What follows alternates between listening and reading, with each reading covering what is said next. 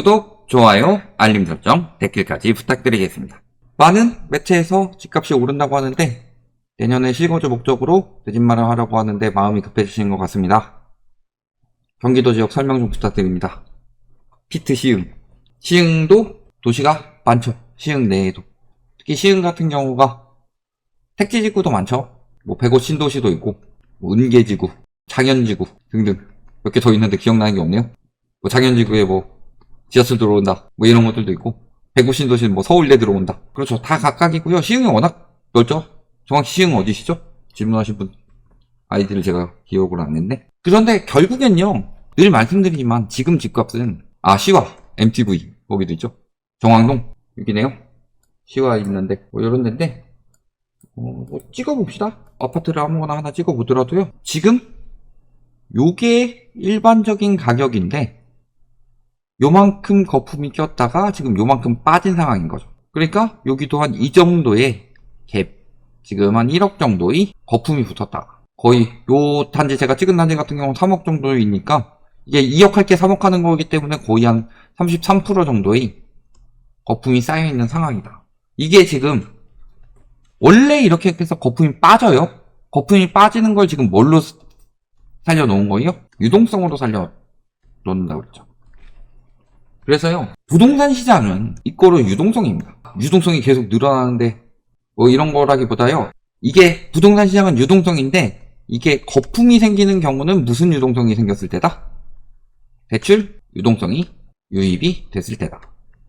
물론 대출은 누구나 받지만 이 대출이 과잉되게 되는 시기에 그때 집값 거품이 빠르게 생겨난다. 그럼 결국에는 이 과잉된 부분이 대출이 빠지면서 떨어지는 거죠. 그러면은 지금 과잉되느냐 안 되느냐 요걸 보시기 위해서는요, 대출 현황을 봐야 됩니다. 일단 우리가 가장 먼저 보이는 게 뭐죠? GDP 대비 가계부채를 이야기를 많이 하죠.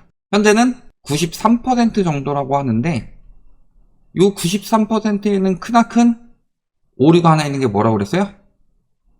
기준을 2015년에서 2020년으로 바꿔서 거의 한 7, 8%포인트 정도를 떨어뜨렸는데, 물론 그 기준을 더 최신화하는 거는 물론 좋은 일입니다. 그래야지 좀 더 디테일한 수치가 나오기 때문이죠.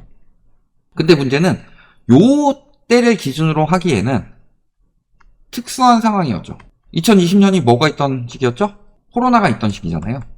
그래서 실질적으로 IMF에서 기준을 2015년에서 2020년으로 변경을 하는 것에 대해서 우려의 목소리를 내죠. 2020년 지표는 사용하지 마라. 요거는 정상적인 지표가 아니다. 그래서 이 2020년 지표가 뜨면서 우리나라에서 굉장히 많이 나왔던 이슈가 있습니다. 우리나라에서 굉장히 언론에서 했던 이유가 한국 소득이 일본을 넘어섰다. 근데 이거 우리나라에서만 떴죠. 왜? 우리나라는 요걸 썼으니까. 그래서 지금 GDP 대비 가계부채 93%인데 이 정도 떨어졌다고 그랬죠? 근데 미국이 글로벌 금융위기 때 가계부채가 어느 정도였다?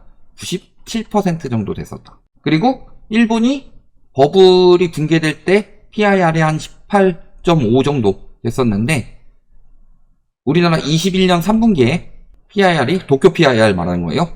PIR이 서울 PIR이 한 21 정도까지 올라갔었다. 요것도 통계를 바꿔가면서 지금 많이 낮춰서 10대까지 10점 몇 여기까지 낮췄는데 요것도 통계를 바꾼 겁니다. 주택에 대해서 비싼 주택보다 저렴한 주택 비중을 많이 늘려가지고 서울의 PIR을 낮췄다.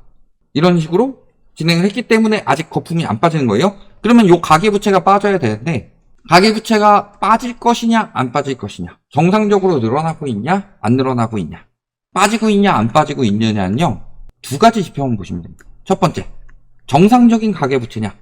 정상적인 가계부채일 때요, 디딤돌이라든지 혹은 버팀목이라든지 이런 정책 대출의 비중이 한 20에서 30% 많이 나와요. 한 20% 정도가 정상적인 경우인데, 현재 2023년부터 24년까지 정책 대출의 비중을 보면은 거의 한 60-70% 정도가 정책 대출이다. 그래서 실제 최근 대출을 받는 것 중에서 DSR이 적용된 대출이 한 26.5% 정도밖에 되지 않는다. 나머지 한 73.5% 정도는 DSR 미적용 대출로 나오고 있다.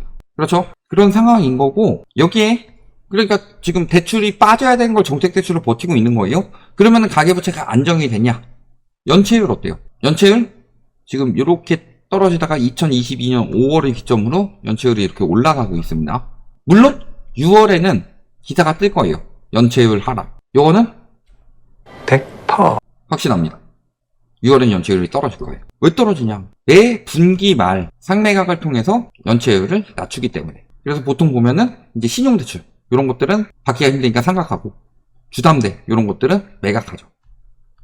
매각하면은 여기 사간돼서 이제 막 경매 넘기고 그러면서 얘가 경매로 나오는 거다. 그러니까 연체율이 빠르게 늘고 있다는 것 자체가 가계대출이 굉장히 부실하다는 소리입니다. 그러니까 경매도 늘어나는 거고, 그 다음에 대출이 안 나오니까 입주도 못하는 거고, 이런 상황이에요. 그러니까 디레버리징 돼야 되는 그 시기에 지금 디레버리징을 막고 있으니까 가계부채도 문제가 생기고, 부동산 시장에도 워낙 장기간 올랐기 때문에 지금은 사람들이 심리가 아니라 광기라고 그러죠.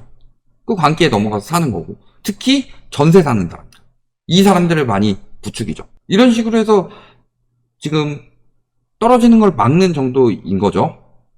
그러면은 요게 장기간 계속 유지가 될 수 있느냐, 요 부분에 대해서 늘 말씀을 드리지만 정부가 돈이 없다. 돈 있어요? 주택 도시기금 다 꺼내놨었죠? 허구도 돈 없죠? LH도 지금 빚이 계속 늘어나고 있죠? 그 다음에 가뜩이나 PF 문제 터져가지고 이 금융권에 정리되지 않는 부실채권들 캠코가 지금 무리하게 매입하고 있습니다. 무리하게 정리해주고 있고, 이런 부실한 상황에서 오래 갈 수가 없어요. 이걸 가지고 뭐 정부 탓이다 이런 이야기를 하는데, 엄밀하게 생각을 해봅시다. 내가 갑자기 일이 잘렸어요. 그래가지고 알바를 하게 됐어요. 그 전에 내가 일할 때는 한 월 600원 벌었는데 알바하면서 한 200 정도 근근히 벌고 있어요. 그럼 뭐라고 그래요? 보통 아껴 쓰라고 그러죠. 아껴 써야 돼요. 근데 생활 수준을 그대로 유지하고 오히려 더 과시하기 위해서 내가 월 800만 원씩 써요. 600만 원씩 빚지고 있어요. 그런 사람들 흔할까요? 600 벌던 놈이 600 벌어가지고 한 400 쓰던 놈이 잘려가지고 200 버는데 막 800씩 쓰고 있어요. 그럼 뭐라 그래요? 보통 미쳤다 그러죠. 보통 그렇게 되면은 예측을 그렇게 하죠. 아, 쟤는 600 벌다가 이제 씀씀이 많이 줄일 거야. 우리가 이렇게 생각을 할 수밖에 없잖아요. 쟤는 씀씀이 줄일 거야, 우리. 그러니까 우리가, 제가 맨날 뭐 밥 사고 술 사는데 우리가 좀 사자, 이런 식으로 예측을 했는데 걔가 200 벌면서도 결국 자기가 술 사고 밥 사요. 그럼 와가지고 야, 너 예측 틀렸어, 이렇게 이야기해요? 돈을 덜 버는데 돈을 더 쓰는 사람을 미친놈이라고 그러지? 근데 지금 우리나라 정부가 딱 그렇게 하고 있어요. 그 우정 미친 짓을 할 거라고 누가 예측을 하냐. 청약통장, 주택도시기금은 청약통장이 모인 돈이에요. 청약통장이 모인 돈을 정책자금으로 푼 다음에 정책대출 풀어가지고 그게 고갈이 되니까 청약통장의 기준을 올린다, 이럴 거라고 누가 생각을 해요 도대체? 그런 부분에서 이야기를 하는 거예요. 근데 그렇게 하면은 200번을 800씩 쓰면은 얼마 안 있다가 망하죠. 그러면은 그때는 200만원 벌어가지고 200을 쓸 수가 있지만요, 빚까지 내서 썼기 때문에 나중에는 그 빚 원리금 받느라고 200도 못 쓰고 월급 대부분 압류당하고 한 30만원밖에 못 써요. 그러면 지금 더 써가지고 나중에 더 크게 터진다 라고 보통 이야기를 할 수 있죠. 근데 야, 쟤 씀씀이 줄인다며 나중에 더 많이 줄인다고? 너 못 믿겠어, 이런 식으로 이야기를 해요. 누가 봐도 이건 보이는 거예요. 그래서 지금 디레버리징이 안 되고 대출이 늘어나니까 상승장처럼 보이는 건데, 디레버리징을 안 하고 계속 미룰 수가 있냐. 은행권에서 왜 가산금리를 올리겠어요? 지금 DSR도 계속 지금 강화한다는 이야기들이 나오죠. DSR에 적용되지 않는 것들을 DSR 적용시키겠다, 이런 이야기들이 계속 나오죠. 그리고 저희가 올해 초부터 계속 그 얘기했습니다. 하반기 때 대출 총량 규제가 들어갈 수밖에 없다. 물론 이 정부가 아까 이야기했듯이 미친 짓을 많이 하기 때문에 안 할 가능성에 대해서도 생각해 볼 수는 있지만요. 그런데 GDP 대비 가계부채가 지금 경제성장률도 뭐 살아난다고 하더라도 고작 2.5% 정도인데 거의 지금 2.3% 가까이 늘어났으면요, 이제는 총량 규제가 들어갈 때인 거예요. 그걸 안 하고서 빚을 잡겠다, 이런 건 말이 안 되는 거고. 그리고 쓸 수 있는 돈이 거의 다 고갈되고 있습니다. 고갈되고 있는데 언제까지 집값이 오를 수가 있겠어요? 첫 번째. 그 다음에 두 번째로 지금 재건축을 말씀을 하셨죠? 재건축 아파트가 지금 다른 아파트에 비해서 굉장히 부진한 상황입니다. 왜? 재건축을 사는 이유는요, 얘를 부수고 신축으로 지어서 초과 이익을 받으면서 나는 신축 아파트를 살겠다. 이런 마음 때문에 비싸게 사는 건데, 부수고 지을 수 있는 상황이 되냐, 지금. 건설사에서 굉장히 많은 비용을 요구를 하죠. 그게 강남권에서도 비싸다고 재건축이 추진이 안 되는 경우도 생기는데, 시흥권에서 재건축을 해가지고 그 공사비, 현재의 공사비를 주고 재건축을 한다고 해봅시다. 그럼 분양가가 얼마나 나올까요? 한 2억, 3억짜리 받아다가 그걸 부수는데, 부수고 지으면요, 지금도 그러죠? 건설 원가가 너무 많이 올랐다. 물론 지금 최근에 떨어지고 있는데 이런 부분에 대해서는 언론이 언급하지 않습니다. 그러면서 건설사들이 그걸 토대로 원가 공개하지 않으면서 건설비를 많이 높이죠. 그러면 어떻게 되겠어요? 주변에 2억, 3억인데 재건축 아파트 신축해가지고 분양가는 8억입니다. 이러면 누가 분양받겠어요? 수요에 한계가 있겠죠.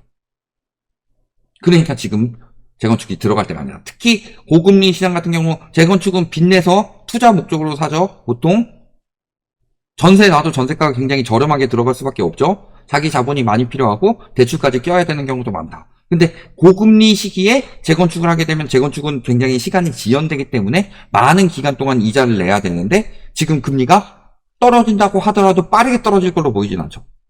오히려 인플레이션이 지금 잡히기 전에 미국이 여러 가지 그 실업률이 늘어나고 하면서 경기 침체가 보이니까 금리를 내린다고 하는 것이기 때문에 많이 내릴 수 없어요. 물가가 튀면 또 올릴 수도 있는 거고, 아까 JP 모건의 다이먼 재무장관 말씀도 하신 것처럼 그런 거라서요.